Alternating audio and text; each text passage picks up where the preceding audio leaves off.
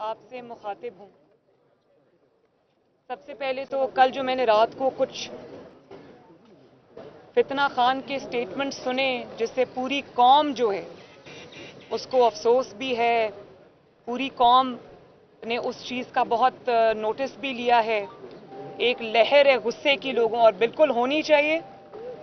तो सबसे पहले तो मैं प्राइम मिनिस्टर ऑफ पाकिस्तान और हुकूमत पाकिस्तान से ये अपील करूंगी कि एक बोर्ड बनाए दिमागी अमराज और नफ्सियाती अमराज के माहिरीन का, स्पेशलिस्ट का, जो इमरान खान का दिमागी मुआयना करें, नफ्सियाती मुआयना करें, क्योंकि उनकी जो उनका दिमागी मर्ज जो है, जो अब पागलपन की आखिरी स्टेज पर है,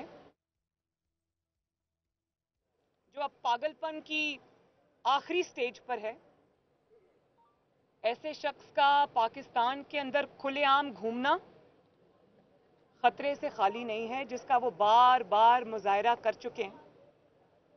मैंने इक़्तिदार की खातिर किसी भी शख्स को कभी इतना डेस्परेट होते नहीं देखा जितनी डेस्परेशन का शिकार ये शख्स है। और वो उस इक़्तिदार के चले जाने पर इतना होशो हवास खो बैठा है, जो इक़्तिदार उसका कभी था ही नहीं। उस कुर्सी के चले जाने पर वो इतना दिल गिरफ्ता है, उसके दिलो दिमाग पर इतनी गहरी चोट लगी है, जो कुर्सी उसकी कभी थी नहीं, जो मैंडेट उसका कभी था ही नहीं। वो मैंडेट उसने जो अवाम से छीना था, वो ही मैंडेट, और उसने गैर आईनी और गैर कानूनी और गैर सियासी तरीके से वो मैंडेट अवाम से छीना था। तो आज वही मैंडेट अवाम ने आईनी तरीके से उससे वापस छीन लिया। तो जिस मैंडेट का वो सोग मना रहे हैं, जिस कुर्सी के सोग में वो हलकान हुए जा रहे हैं, जिस इक़्तिदार के खो जाने पर वो अपनी सुध बुध खो बैठे हैं, वो इक़्तिदार, वो कुर्सी, वो मैंडेट उनका कभी था ही नहीं। वो छीना हुआ मैंडेट था, वो जाली मैंडेट था। और ये पहला शख्स है जो इक़्तिदार के पहले 30 दिनों में बुरी तरह नाकाम हुआ, और इक़्तिदार से निकल जाने के बाद, अपोजिशन में आने के बाद भी ये पहला शख्स है जो बुरी तरह 30 दिन में बेनकाब हुआ और नाकाम हुआ। और उस नाकामी का जो बदला है, आज वो रियासत पाकिस्तान से लेने पर तुला बैठा है। उस नाकामी का मलबा वो आज हमारे मुल्क, मेरे मुल्क, आपके मुल्क पाकिस्तान पर डालने को तैयार है। सबसे पहले उसने कहा कि ये मुल्क 3 टुकड़े में, खुदा न खास्ता 3 टुकड़ों में बट जाएगा। तो मैं ये सवाल करना चाहती हूं कि कभी आप ये स्टेटमेंट देते हैं कि कश्मीर के 3 हिस्से होने चाहिए? कभी आप ये कहते हैं, आपके मुंह में खाक, कि आप ये कहते हैं कि इस मुल्क के, अल्लाह ना करे, मेरे मुल्क के पाकिस्तान के 3 टुकड़े हो जाएंगे? तो पहले तो मैं आपसे ये पूछती हूं कि ये जो 3 टुकड़ों वाला थ्योरी आप लेकर फिर रहे हैं, ये आपको किसने दी है? ये किसका एजेंडा है? क्या ये जैक गोल्डस्मिथ का एजेंडा है, या जिस मुल्क से वो बिलोंग करता है, इसराइल, ये उसका एजेंडा है?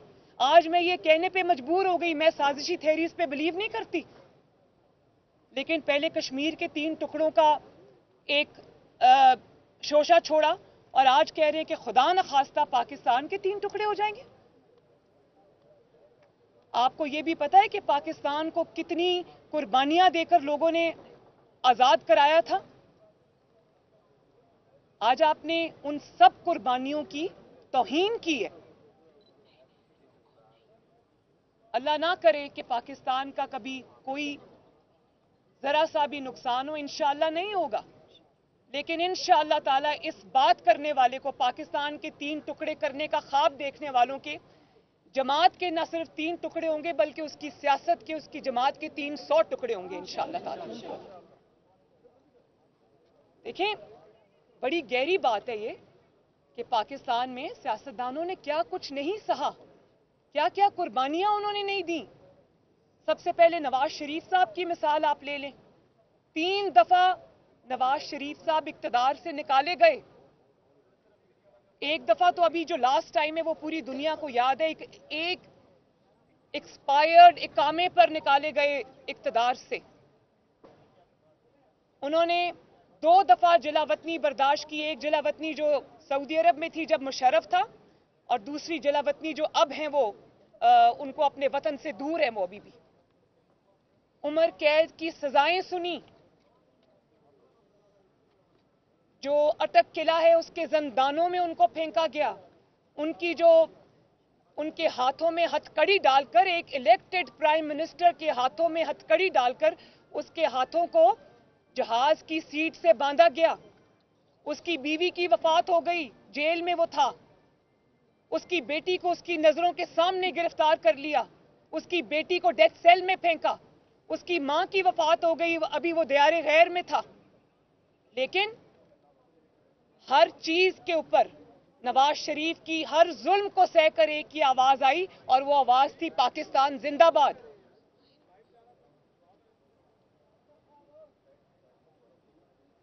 پیپلز پارٹی پہ آپ آ جائیں, ذوالفقار علی بھٹو شہید ہوئے, بے نظیر بھٹو اپنی جان سے گئیں, ان کی شہادت ہوئی. لیکن کیا آواز آئی؟ پاکستان کھپے. اے این پی کے ساتھ کیا زیادتیاں نہیں ہوئی, انہوں نے بھی اپنی جانوں کے نذرانے دیے, لیکن کبھی کسی سیاسی جماعت نے یہ نہیں کہا کہ ملک کے خدا نخواستہ ٹکڑے ہو جائیں گے. سب کی ایک ہی آواز آئی, پاکستان زندہ باد اور پاکستان کھپے. آپ کی منطق کیا ہے کہ میرا اقتدار ہو تو پاکستان زندہ باد, میرا اقتدار نہ ہو تو خدا نخواستہ پاکستان کے 3 ٹکڑے ہو جائیں؟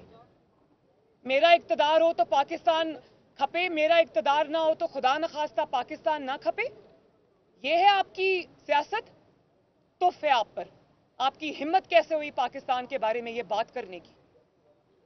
اور پاکستان جو ہے اس کے لیے اتنی قربانیاں دی ہیں لوگوں نے, سیاستدانوں نے, جلا وطنیاں برداشت کی ہیں, پھانسیاں برداشت کی ہیں, عمر قید برداشت کی ہے, اپنے پیاروں کی موت برداشت کی ہے, ان کی کھالیں ادھیڑی گئیں, ان کو زندانوں میں پھینکا گیا, ان کی چمڑیاں ادھیڑی گئیں, ان کے سامنے ان کے بچوں کو گرفتار کیا گیا.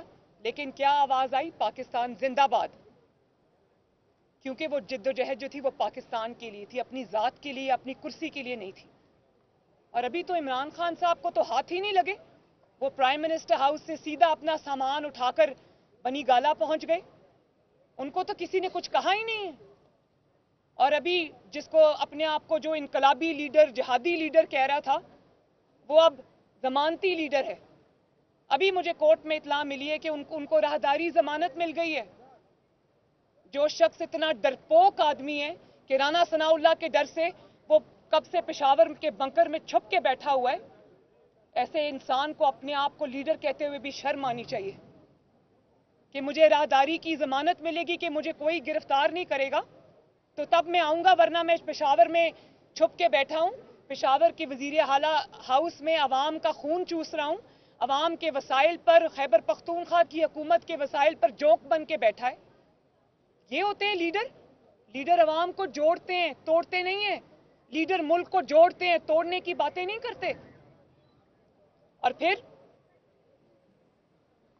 آپ نے کہا کہ جو پاکستان کا ایٹامک پروگرام ہے, ایٹمی پروگرام ہے, اس کو ڈی نیوکلرائز کرنے کی بات کی, اس کے رول بیک کی بات کی. اور یہ میں آپ کو بتا دوں کہ یہ بات انہوں نے آج پہلی مرتبہ نہیں کی, یہ انہوں نے اقتدار میں رہتے ہوئے 21 جون 2021 میں کو پرائم منسٹر ہاؤس میں HBO کے جو نمائندہ تھا جوناتھن, اس کو انٹرویو دیتے ہوئے کہی کہ میں سمجھتا ہوں کہ پاکستان کو ایٹامک پروگرام کی ضرورت نہیں ہے. اور آج جب آپ کا اقتدار چلا گیا تو آپ نے ڈی نیوکلرائزیشن کی باتیں شروع کر دی. بھئی سب سے پہلے تو مجھے یہ بتائیں کہ عمران خان کا کیا حق ہے کہ وہ پاکستان کے ایٹامک پروگرام کی بات کرے؟ اس کی کیا کنٹریبیوشن ہے اس ایٹامک پروگرام کے اندر؟ جب وہ ایٹامک پروگرام کا, پاکستان کو ایٹمی طاقت بنانے کا خواب ذوالفقار علی بھٹو نے دیکھا تھا, جب انہوں نے وہ ارادہ کیا تو عمران خان بیرون ملک عیاشی کر رہا تھا. اور اس کے بعد جب نواز شریف نے 98 में वो धमाके किए और पाकिस्तान को रहती दुनिया तक अल्लाह ताला के फजलो करम से एटॉमिक पावर बना दिया, एटमी ताकत बना दिया, तो तब भी इमरान खान बैरून मुल्क अयाशी कर रहा था। अचानक एक दिन सो के उठे होंगे बरतानिया में तो पता चला होगा कि पाकिस्तान जो है वो एटमी ताकत बन गया है। आपको किसने हक दिया है कि जिस एटमी पाकिस्तान के लिए सियासतदानों ने कुर्बानी दी, जुल्फकार अली भुट्टो ने कुर्बानी दी, उसकी कीमत सियासी चुकाई, नवाज शरीफ ने कुर्बानी दी, उसकी सियासी कीमत चुकाई, और उसके बाद अफवाज पाकिस्तान ने कुर्बानियां दी, पाकिस्तान के साइंटिस्ट ने कुर्बानियां दी। आपको किसने हक दिया है कि आप उस एटॉमिक प्रोग्राम के बारे में आज जबान भी खोलें, अपनी गंदी जुबान से पाकिस्तान का और एटॉमिक प्रोग्राम का नाम भी लें? और फिर कहा कि फौज सही फैसले करे वरना खुदा न खास्ता पाकिस्तान की फौज तबाह हो जाएगी। आपकी हिम्मत कैसे हुई ये बात करने की? हमने भी अफवाज पाकिस्तान पे तनकीद की है, लेकिन सिर्फ तनकीद मस्बत की है, इसलिए की है कि अगर कोई लाइन क्रॉस हो रही थी तो उसकी निशानदही की है ताकि उन पर उंगलियां ना उठें। अपने इक्तदार के लिए नहीं की, अपनी ज़ात के लिए नहीं की, बल्कि अपनी ज़ात को मुसीबतों मुश्किलों में डालकर वो एक सिमत दुरुस्त करने के लिए की है। और आप उनको कह रहे हैं सही फैसले करें वरना आप तबाह हो जाएंगे। सही फैसले आपकी नज़र में क्या है? क्या आरटीएस बिठाएंगे तो ठीक बात है? क्या है सही फैसले आपकी नज़र में? आरटीएस बिठाना सही फैसला है? आप अपने अलावा पूरे पाकिस्तान को जेल में डाल देना सही फैसला है? मुखालिफिन से इंतकाम लेना सही फैसला है? आपके इक्तदार को दवाम देना सही फैसला है? आपके मुखालिफिन को मारना सही फैसला है? आप इकॉनमी की, पाकिस्तान की मईशत की, गरीबों की, हर चीज़ की आप तबाही करें, उस पर खामोशी इख्तियार करना सही फैसला है? आप पाकिस्तान को पूरी दुनिया के ममालिक से लड़ा दें अपनी बेवकूफ़ियों की वजह से और अपनी नालायकी की वजह से, और उस पर चुप साध लेना सही फैसला है? या अगले इलेक्शन की जो आप धांधली का प्रोग्राम बना रहे थे और उस पे जो आपने इदारे पे जो खतरनाक हमले किए उस पे चुप साध लेना सही फैसला है? और वो आइन का साथ दे रहे हैं तो वो गलत फैसला है, इमरान खान का साथ दें तो वो सही फैसला है?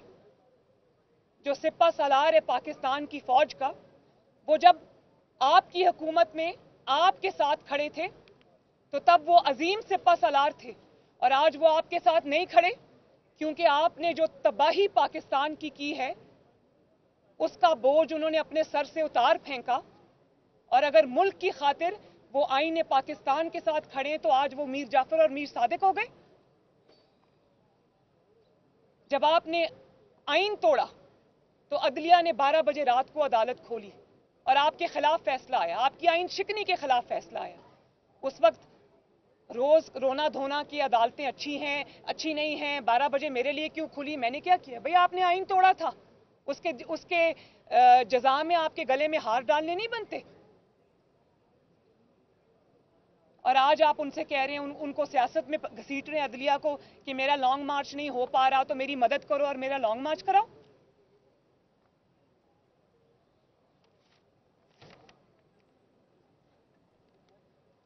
मैं आपको ये कह देना चाहती हूँ कि पाकिस्तान की अफवाज, पाकिस्तान के आइन की, पाकिस्तान की सरहदों की रखवाली है। और अगर आपने अपनी गंदी सियासत की खातिर, अपनी कुर्सी की हवस की खातिर अगर आपने उनको सियासत में घसीटने की कोशिश की या आपने उन पर अटैक किया तो आपको सबसे पहले इन मुहिब्बे वतन पाकिस्तानियों से निपटना होगा। जो शहीदों ने खून बहाया है, जो गाजियों ने खून बहाया है, पाकिस्तान के अफवाज के बेटों ने खून बहाया है, और जो पाकिस्तान की लॉ एनफोर्समेंट एजेंसीज के एहलकारों ने अपना खून दिया, हम उसको तुम्हारी गंदी सियासत की नजर नहीं होने देंगे।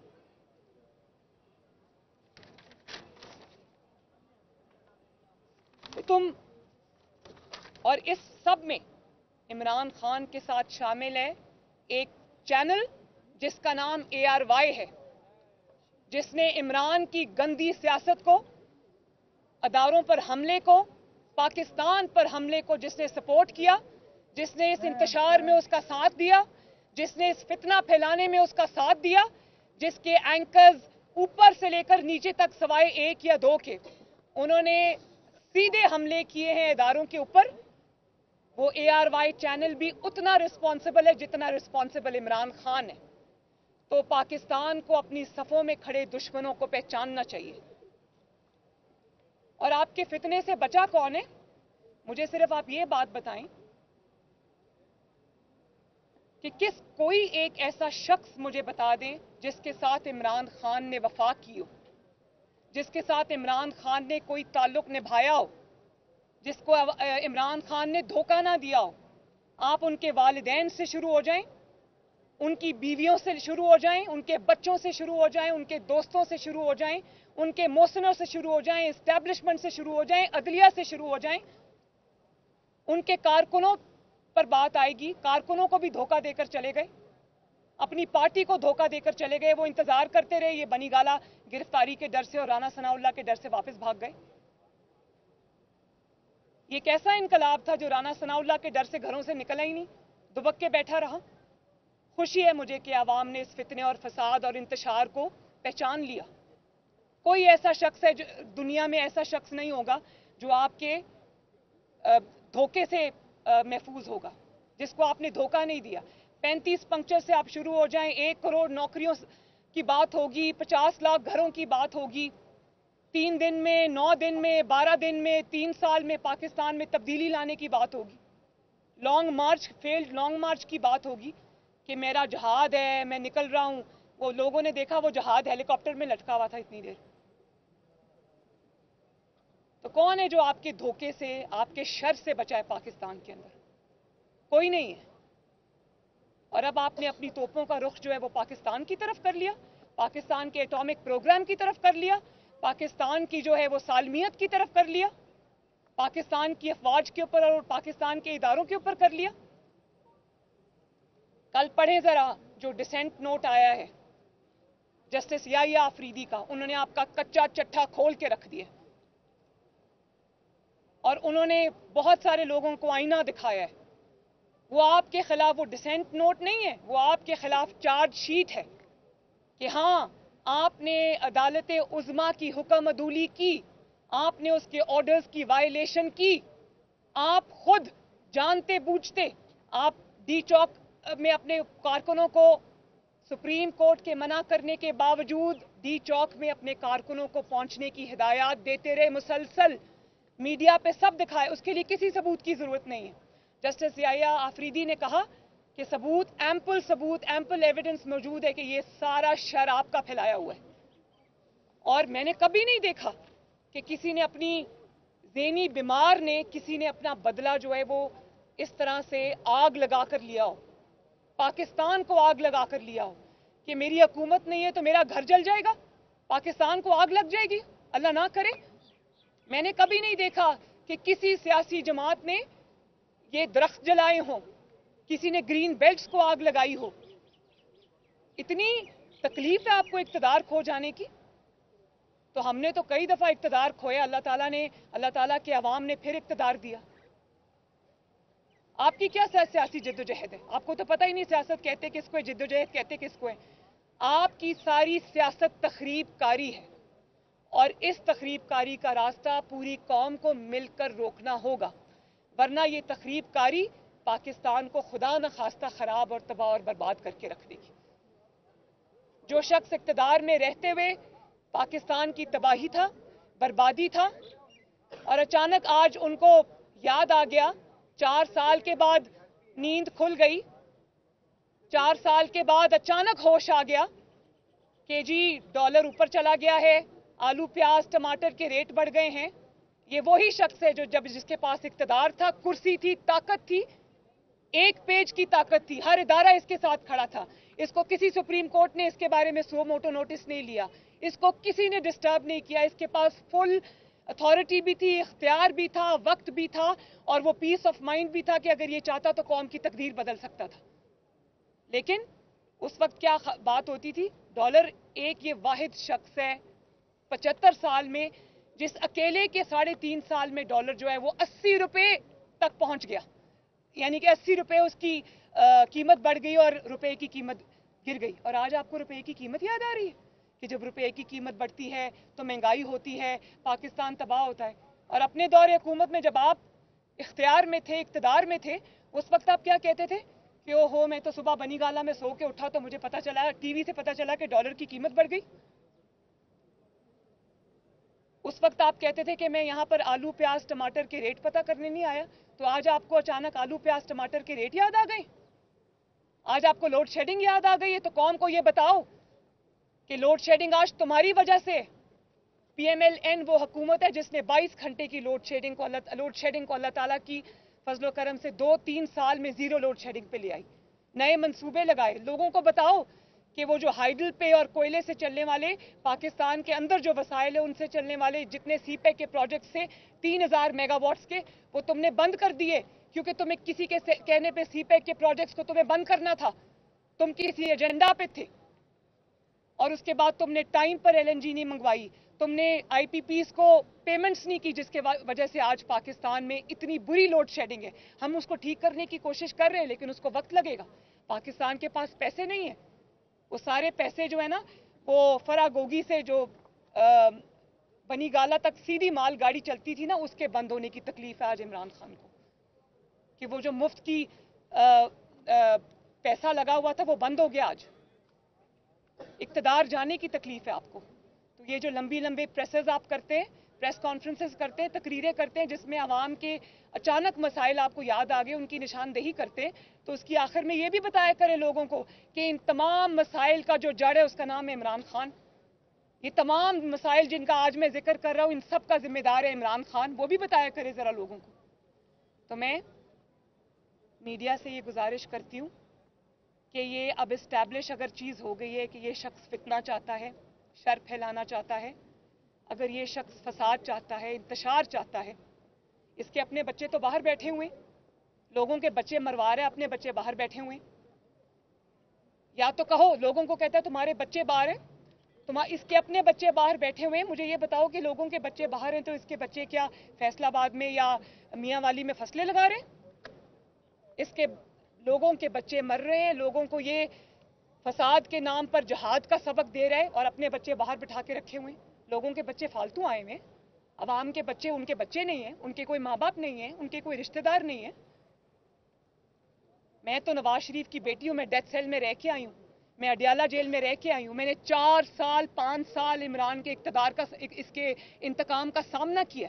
लाओ अपने बच्चे जरा. तुम्हें तो अभी हाथ भी नहीं लगे, अभी तो कानून हरकत में नहीं आया तुम्हारे, तुम तो अभी तक लाडले हो. तो मैं मीडिया से भी ये गुजारिश करूंगी कि खुदारा एक ज़हनी मरीज, नफ्सियाती मरीज के जो तकरीरें हैं, पाकिस्तानी कौम को जो डिवाइड करने की कोशिश है, एनार्की फैलाने की कोशिश है, इंतशार फैलाने की कोशिश है, फितना फैलाने की कोशिश है, बराए मेहरबानी उन तकरीरों को दिखाने से इज्तनाब करें. और फिर मैं पाकिस्तान के तमाम दानिश्वरों को, ओपिनियन मेकर्स को, ओपिनियन लीडर्स को, ख़वातीन को, हजरात को, इंटेलेक्चुअल्स को, पाकिस्तान के स्टूडेंट्स को ये बात आज कहना चाहती हूँ, स्पेशली पाकिस्तान की यंगर जनरेशन को, चाहे वो तहरीक इंसाफ के सपोर्टर्स हों या वो किसी भी सियासी जमात के सपोर्टर्स हों. मेरे साथ खड़े मत हों, किसी सियासी जमात के साथ खड़े मत हों. खुदारा पाकिस्तान के साथ खड़े हो जाएं. भले मेरी सपोर्ट ना करें, गवर्नमेंट की सपोर्ट ना करें, पाकिस्तान के लिए खड़े हो जाएं. ये मौका है कि हम सबको अपने मुल्क को बचाना है इस फितने से, इस शर से. और अगर खुदा न खास्ता हमने ये मौका लूज कर दिया तो मुश्किलात हो जाएंगी फिर. जी. नैब के चेयरमैन की मुद्दत खत्म हो रही है और पहले भी आपने नैब का चेयरमैन लगाया था और बाद में आप बहुत पछताते रहे, तो इस बार क्या एहतियाती तदाबीर करेंगी नए नैब के चेयरमैन की तकरीर? देखिए, मैं तो नहीं पछताई. जिसने जुल्म किया पछता तो वो रहा है. आज उनको अपनी फेस सेविंग की फिक्र है, उनको सेफ एग्जिट की फिक्र है. मुझे तो कोई फिक्र नहीं. मैं तो आपके सामने खड़ी हूँ. मुझे कोई फिक्र नहीं है, मुझे कोई पछतावा नहीं है. ये जितना इन्होंने 4 साल में अपने आप को एक्सपोज किया है और 4 साल में इक़्तिदार से निकलने के बाद जितना इमरान खान को बोलने का मौका मिला है, कौम को पता चल गया है कि इसके दिल में और इसकी ज़बान पे क्या गलाजत है. हाथ में तस्बीह है, मुंह में गलाजत है. मुंह खोलता है तो गलाजत टपकती है. तो जो इमरान खान ने जिसको मोहरा बना के यूज़ किया अपने सियासी मुखालिफिन के लिए, पछताना उनको चाहिए। मैं बिल्कुल नहीं पछता रही, मैं तो अल्लाह ताला के फजलो करम से सुरखरू होकर आपके सामने खड़ी हूँ। 4 साल से मैं इस अदालत में आ रही, मुझे कोई पछतावा नहीं है, बिल्कुल नहीं है। लेकिन एक अल्लाह ताला का शुक्र है कि पहचान हो गई गलत और सही की। जी ये बताइएगा कि पाकिस्तान यहाँ इस्लामाबाद हाई कोर्ट के एक जज हैं जिन्होंने ये इंकशाफ किया कि उन्हें ISI के लोगों ने मिलकर कहा कि इस तरह के फैसले दें, उस तरह के फैसले दें, और पहली दफ़ा हिस्ट्री में किसी जज को समरी ट्रायल के जरिए घर भेज दिया गया। मैं जस्टिस शौकत सिद्दीकी साहब मुझे पता है। उनकी अपील में अब हुकूमत जो है वो उनके खिलाफ क्योंकि वो पेश होगी, तो अब मौजूदा हुकूमत क्या उनके खिलाफ वहाँ अटॉर्नी जनरल को पेश करेगी? मैं हुकूमत से ज़रूर बात करूंगी। जस्टिस शौकत अजीज़ सिद्दीकी के साथ नाइंसाफ़ी हुई है, उनको इंसाफ मिलना चाहिए, और इंसाफ देने से इज़्ज़त बढ़ती है, इज़्ज़त में कमी नहीं आती। इंसाफ ना देने से इज़्ज़त में कमी आती है। जी ये बताइएगा कि आपने खबर दी है और ये इत्तलात मौजूद हैं कि तहरीक इंसाफ में डिफेक्शन आने वाला है। जो पहले केस थी, मैंने आपकी ट्वीट पढ़ी थी आज। इत्तेमाद से पहले डिफेक्शन आने वाला है, इत्तलात है मौजूद है। तो सवाल मेरा आपसे ये है कि आपकी जमात के साथ तो PTI के जो बड़े नाम हैं, जो नाम बड़े हैं इस मरतबा, वो राब्ते में हैं, हाँ या ना में तस्दीक कर सकती हैं? जी राब्ते में हैं। मैं गलत बयानी नहीं कर सकती। बहुत बड़ी तादाद राब्तों में, स्पेशली लोग इस्तीफ़ा नहीं देना चाहते और वो समझते हैं कि ये, मैं आपको कोट अनकोट बता रही हूँ, मैंने अपने कानों से सुना है। वो ये कहते हैं कि इमरान खान के झूठे ख़त वाले बयानिए ने, पहले इमरान खान की नालायकी ने, नाअहली ने जो मईशत का हाल किया, उससे हमारी तबाही हुई। उसके बाद जब हम हुकूमत से निकले तो जो इसने झूठे ख़त का, इंटरनेशनल साजिश का ये बयानिया बनाया, उससे जो जमात को नुकसान हुआ, उससे जो हमें सियासी नुकसान हुआ, उसके वजह से हम इसके साथ नहीं रहना चाहते। और इस ताबूत में आखिरी कील जो है वो कल इमरान खान साहब ने खुद ठोंक दी है, जब उन्होंने पाकिस्तान के ऊपर 3 टुकड़े कहकर हमला किया, पाकिस्तान के एटॉमिक प्रोग्राम की बात की, जब उन्होंने फ़ौज के ऊपर हमला किया। तो इस पाकिस्तान दुश्मनी के साथ ना कोई खड़ा होगा, ना खड़ा होना चाहिए। ये इमरान खान का ज़ाती बोझ है, ये उसका ज़ाती गंद है। इसको किसी को भी, चाहे वो तहरीक इंसाफ ही क्यों ना हो, अपने सर पे नहीं उठाना चाहिए। इससे किनारा कशी इख्तियार करनी चाहिए, इसको छोड़ना चाहिए, बल्कि इस किस्म की सियासत को हमेशा के लिए खैराबाद कहना चाहिए। मैं बिल्कुल ये चाहूँगी कि प्राइम मिनिस्टर जो हैं वो इसका नोटिस लें, सख्ती से नोटिस लें, और इसका नोटिस लिया जाना चाहिए। इस किस्म का जो तखरीब कार है, अगर उसको बोलने की आज़ादी होगी तो वो इस मुल्क में नफ़रत के बीज बोएगा। जिसका जो मुल्क हमारा है, हमारे बच्चों ने यहाँ पे रहना है, मैंने यहाँ पर रहना है, आप सब ने यहाँ पे रहना है, आप सब ने अपने बच्चों को यहाँ रखना है। तो इस मुल्क की जो जिम्मेदारी है वो हम सब के ऊपर है। जी बस। नैब का चेयरमैन कैसा होना चाहिए? नैब का चेयरमैन ऐसा होना चाहिए, और ऐसा ही होगा इंशाअल्लाह ताला, क्योंकि हमें किसी से इंतकाम नहीं लेना, हमने किसी के ऊपर झूठे केसेस नहीं बनाने, हमने किसी को सिर्फ इसलिए उठाकर बंद नहीं करना कि वो मेरी हुकूमत के ख़िलाफ़ जलसे कर रहा है, जुलूस कर रहा है, मेरी हुकूमत के ख़िलाफ़, मेरी नालायकी और नाकामी के ख़िलाफ़ आवाज़ उठा रहा है। नैब का चेयरमैन एक ऐसे शख्स को होना चाहिए जो मेरिट पे फैसला करे। अगर केस में दम है, वो कहते हैं ना कि जो पहले कहते थे हम फेस नहीं केस देखते हैं, तो उल्टा था, वो फेस देखते थे, केस नहीं देखते थे। तो अब हमें एक ऐसा नैब का चेयरमैन चाहिए जो फेस ना देखे, केस देखे। और अगर केस में दम है, अगर करप्शन की है, अगर फराह गोगी ने मुल्क को लूटा है और उसका सारा माल जो है वो पिंकी पीरनी को पहुंचाया है, तो उसका हिसाब किताब होना चाहिए। ये कौम का पैसा है, किसी के बाप का पैसा नहीं है। बहुत शुक्रिया।